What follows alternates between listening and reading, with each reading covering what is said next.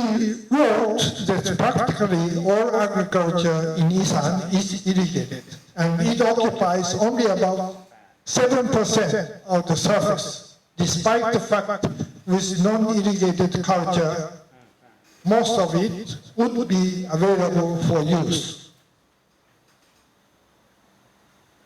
Okay, this is only Zimmerman. I look for some the evidence to support his statement by somebody else. So Ingram's book on economic change in Thailand, he corrected the scattered statistical data about rice in Central and Isan. This shows that until sometime in 1930, average rice yield in Isan may be as high as Central or maybe higher than Central. But it became lower after 1940. Before that, it was as high as or even higher. Zimmerman also reported that there are some river valleys which are heavily populated, but in the great majority of this territory in Isan, it is possible to travel for hours without seeing a village. So therefore, we can conclude rice cultivation in Isan in the 1930s or before was one. The people live only along the rivers. So the rice field is also only along rivers. And they are irrigated. But by fact, method, he didn't mention. We do not know. 3, rice cultivation was largely for subsistence, not like Central. Intensive farming on small area per household, 6 rai, 5 rai, 7 rai per household, but yield it was high. The yield may be high or higher than Central. Okay, then question is how it was irrigated.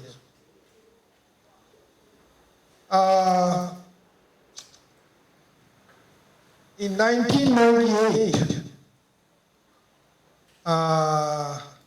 Mr. Chumphon in Ubon talked at the seminar about his study on the impact of railway from Bangkok to Nakhon Ratchasima on the regional economy in Isan. Railway reached Nakhon Ratchasima in 1900. And he described that the Isan economy changed from purely subsistence to somehow market economy.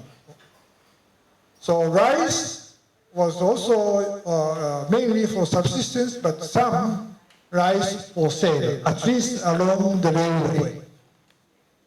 Then there was a rush of land reclamation because they can sell rice around the corral. And then there was a rush of construction of thamnop. So Chumphon reported this based on the local administration document, Chokmai. And I asked him, what is thamnop? Wow. He knows that it's a kind of irrigation. Where are they now? He's not so clear. But some Chokmai had records, some Chokmai had document records the location of thamnop at that time. In which Muban or which way. So I and Chumphon, I asked Chumphon to go along with me to look for thamnop. And then mostly they are lost. There are no, but some remain and operate. This is one example. small river in Surin.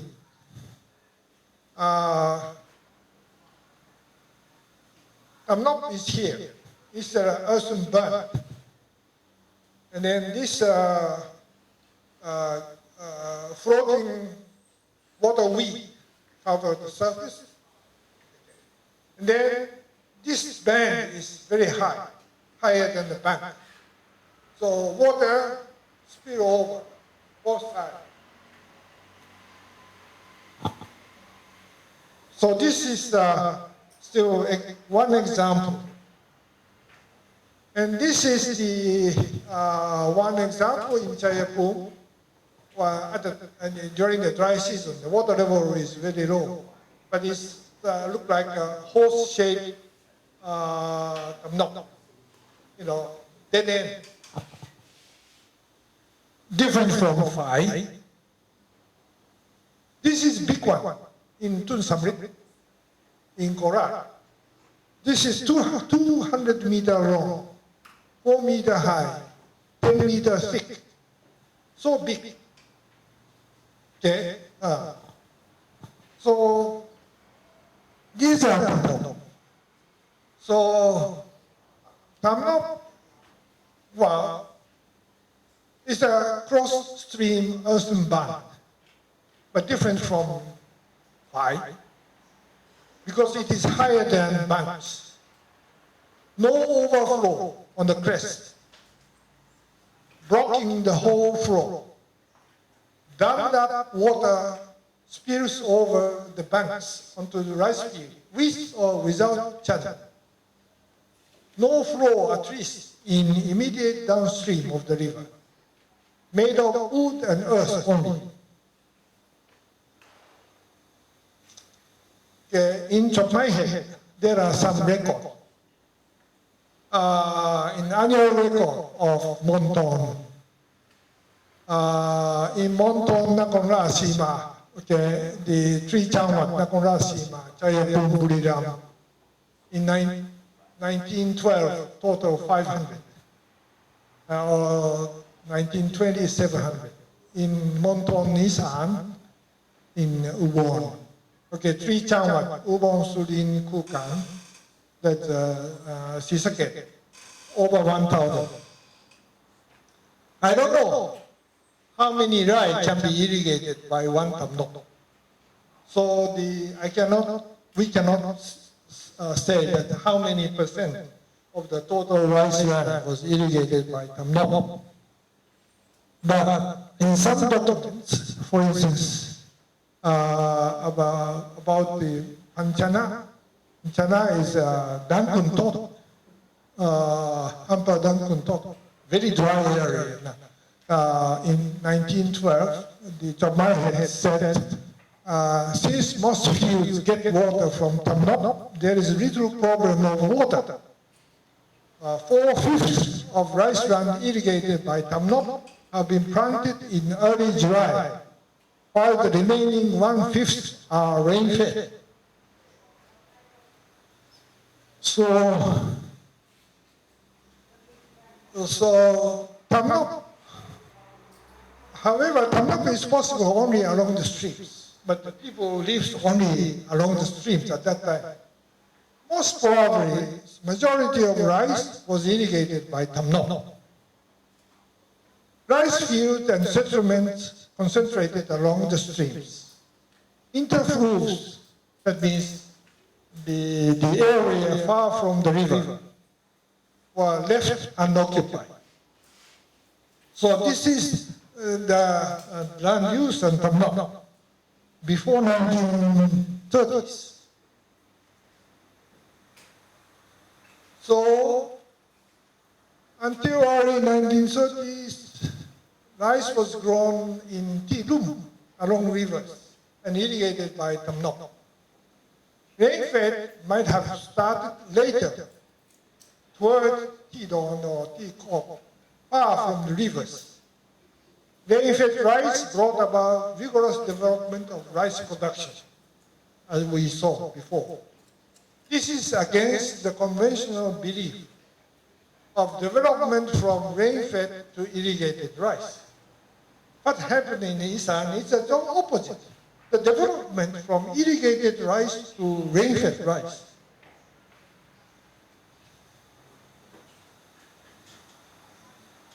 Facts are related with this phenomenon. One is easy reclamation. Between the rivers, there is no mountain, like in the north.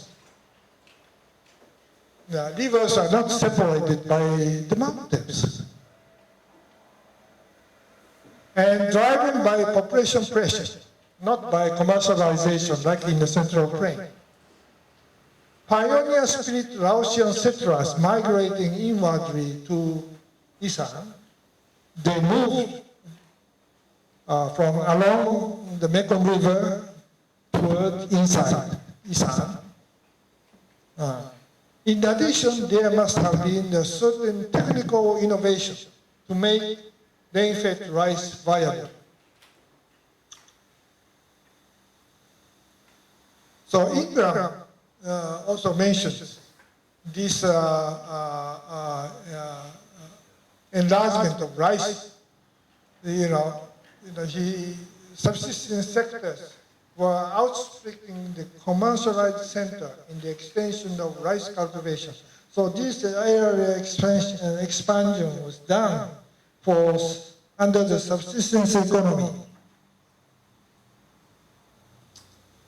So then what made this development of rain-fed rice far from the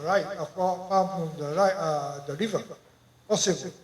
I have one hypothesis. This is the improved plows. The improved plows, because there are many this report that the plow was very poor at that time. This is the Dirok Nabalak Prince Dirok Nabalak. He studied in Germany and he presented the PhD thesis in 1908 in German language.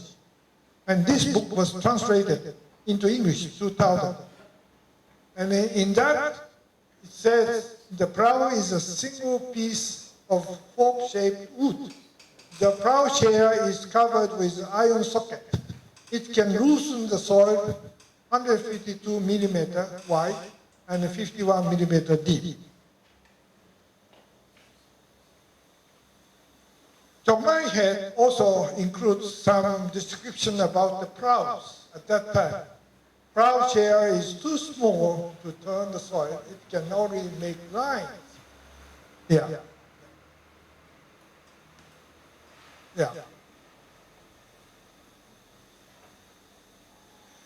Zimmerman also report somehow similar. Wooden plow with its iron plowshare can plow only wet soil. The one which can plow the dry soil is badly needed. So old plow cannot plow dry soils. Plowing can start only after rain. Rice should be planted by early September. The planting area is restricted by the plowed area. But with the new plow, more efficient one can start plowing while the soil is dry. One can plow a larger area, and then soil is ready when rain starts. So, one household can manage 30 rai or 40 rai with improved plow. So, so that's why the rain-fed rice cultivation became viable. If they cultivate only 5 rai, the production is not good enough to survive the drought year. They have to stock enough amount of rice. Even the crop fails. The rain-fed rice cultivation is a very risky job. So, okay. Then the last myth, whether the Isan environment is harsh or benign.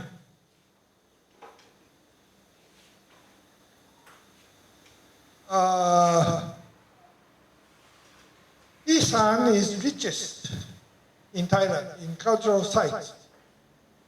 Prehistory,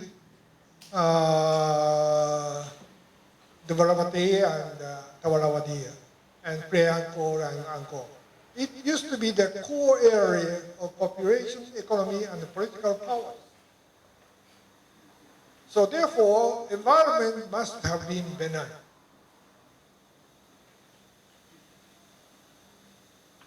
To this, some people may have a different opinion. Okay,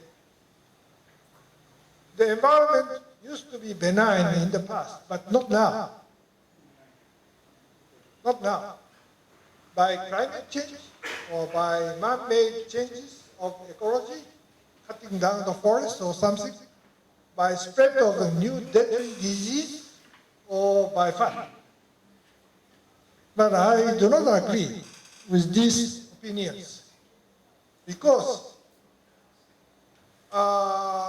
decline of Asian civilizations is a common phenomenon elsewhere in Southeast Asia. In Southeast Asia, different ancient civilizations rose in the first millennium AD and declined around the middle of the second millennium. And then they shifted, and the core area of population and society shifted to wetland land after the decline. This is the general pattern. Say, for instance, in central Vietnam, Yin or Champa civilization, the decline in the middle of the second millennium, and Cambodia, as you know, Angkor, Korat, the same, Chapraya also, and then the change to Sukhothai Ayutthaya. And Myanmar, Pagan Empire declined, and Java, classic Java, Hindu Java declined in sometime in 15th century. And in Sri Lanka, Sinhala civilization declined in 12th, 13th century. And then, after the decline of these ancient civilizations, the center, the core areas of population and economy and society or political power moved to the wetland land or lower land in Vietnam to lower Mekong Delta, Cambodia, upper Mekong Delta, Korat, what I don't know, to maybe to upper Mekong River, or at least the middle. And Chapra Plain was a periphery from Uthon or Suphanburi to Ayutthaya or Lopburi or center. Myanmar from dry zone to lower Irrawaddy, Yangon. Java, central and east Java to west Java. And Sri Lanka from dry zone to wet zone. So this is the general pattern. So the Isan is not special. Isan is one of these cases. And then these old core areas are normally now it's less developed, forests in the respective country, rich in cultural sites, climatically or topographically drier, far from the sea, and Isan is one of them. So, the deterioration of environment is not a good explanation for the decline of civilization. I think there exists no,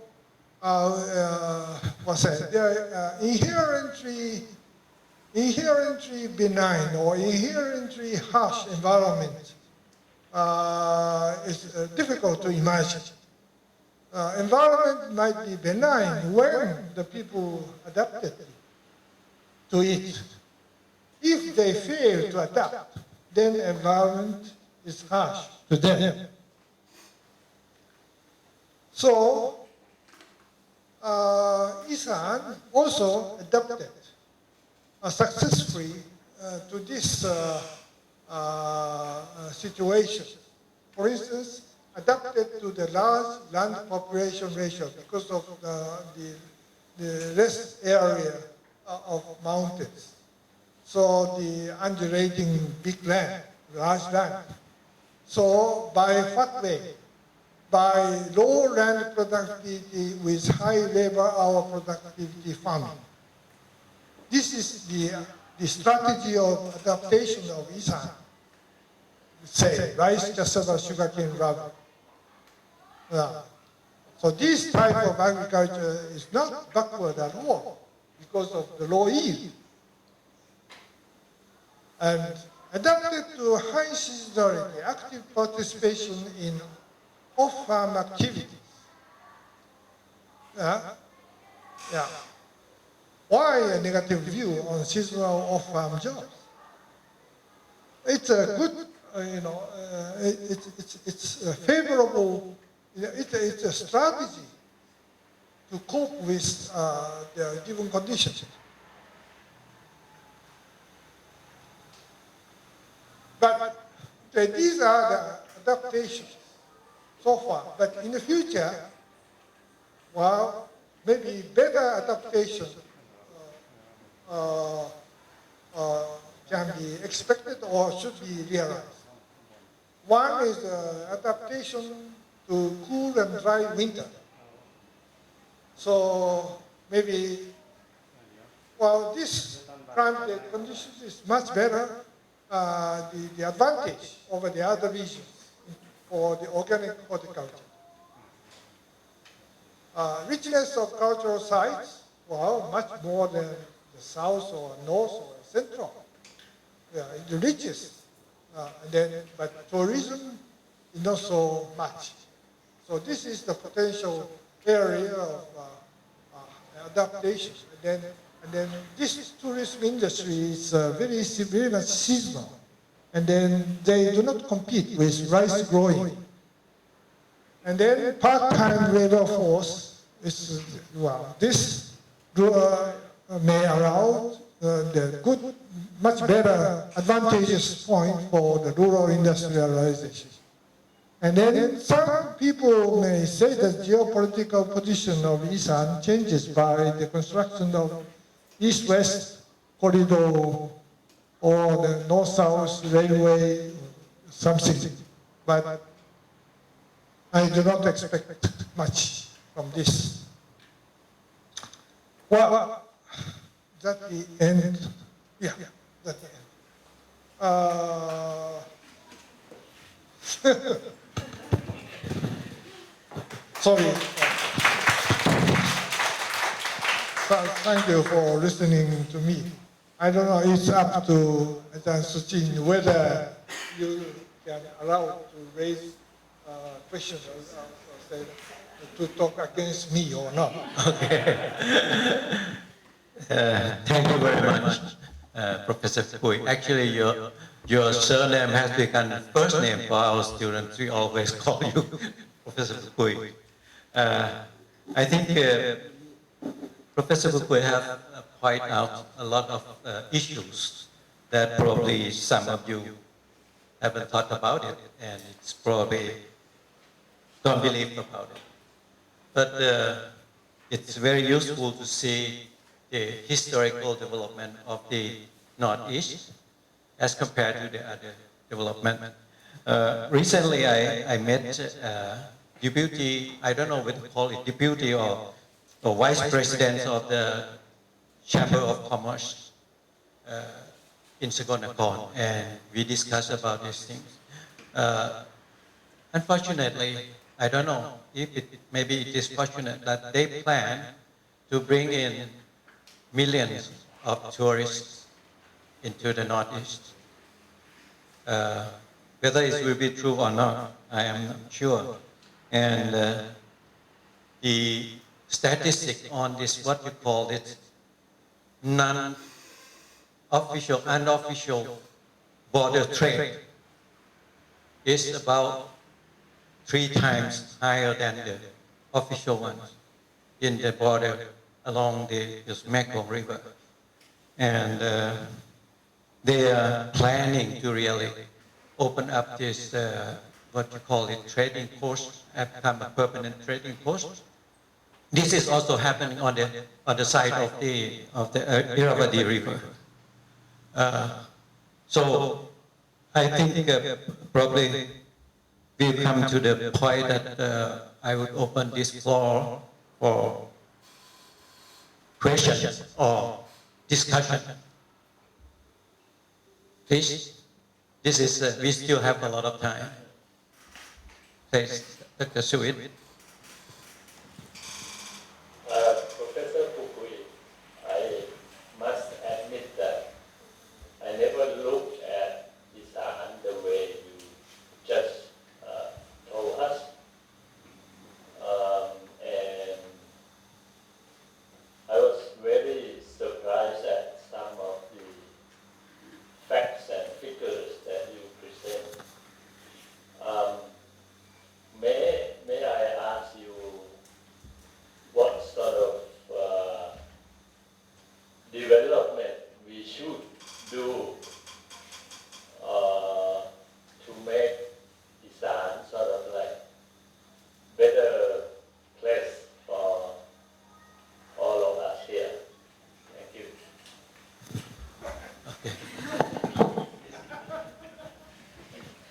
Well, if I know it.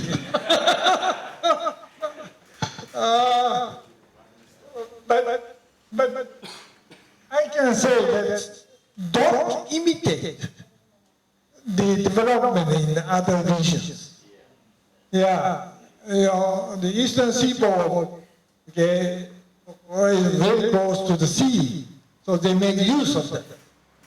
Okay, so the south is the rain all year round. They can make use of it, but Isan is different. So, but don't complain that it's dry or no irrigation or poor soil. It's no use to complain about that. You know, you have to make use of that. Yeah, that's my point. Okay, any other questions?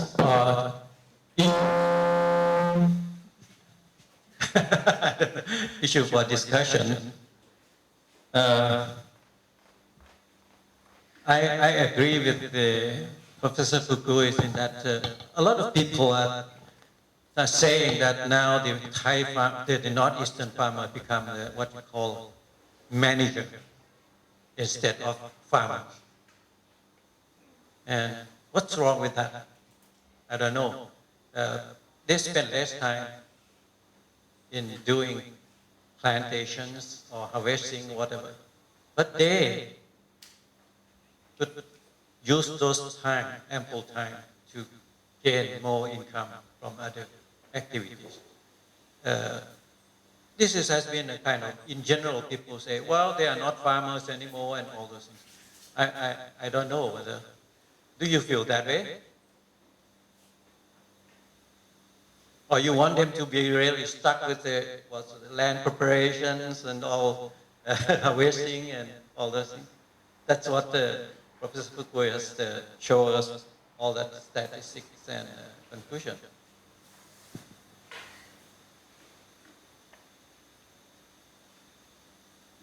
No questions? Yes, please. I know you can't predict the future, but what would you see as possible development trajectories for agriculture in the Northeast, say the next 20 years?